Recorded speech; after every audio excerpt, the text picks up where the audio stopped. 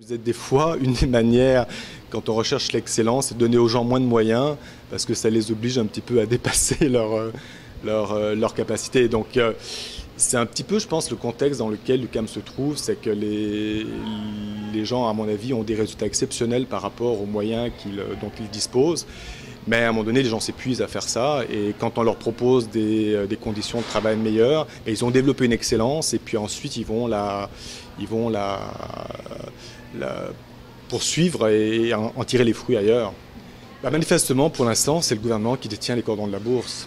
Donc clairement, je pense que c'est ce qu'il veut essayer de nous faire sentir et de nous faire réaliser en nous demandant d'être raisonnables. Et je suis un peu étonné que le consensus ne se fasse pas autour du fait qu'effectivement nos demandes, à mon avis, sont raisonnables.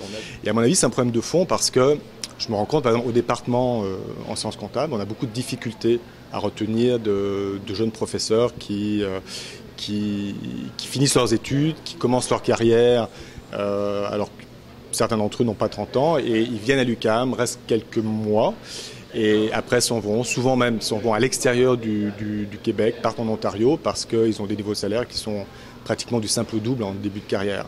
Et c'est vraiment de ce niveau-là.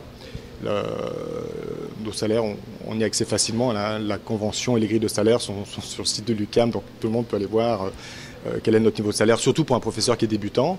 Et j'ai un de mes collègues, par exemple, qui est resté ici pendant, je pense qu'il est resté au département 6 mois et qui est parti en Ontario pour un salaire de, je sais pas, peut-être plus de 100 000 $. Alors moi, fondamentalement, politiquement, à mon avis, l'unique objectif d'un gouvernement, ce doit être l'éducation. L'éducation, bon, évidemment, c'est pour ça que je suis prof, parce que je pense de cette manière-là, mais l'éducation essentiellement parce qu'une population éduquée va être une population qui va être en bonne santé, qui va être en bonne santé physique, financière, intellectuelle, sociale, spirituelle. Et à mon avis, c'est à long terme le meilleur moyen d'améliorer les conditions de vie dans une population. Ça, c'est absolument clair. Et à mon avis, l'UQAM joue un rôle fondamental au Québec dans ce développement-là. Je pense qu'à l'UQAM, il y a à peu près 40 000 étudiants.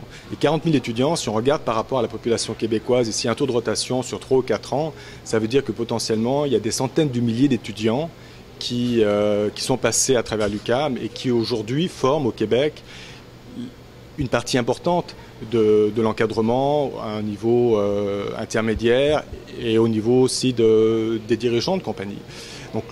Donc le rôle d'une université comme ça, à mon avis, il est fondamental.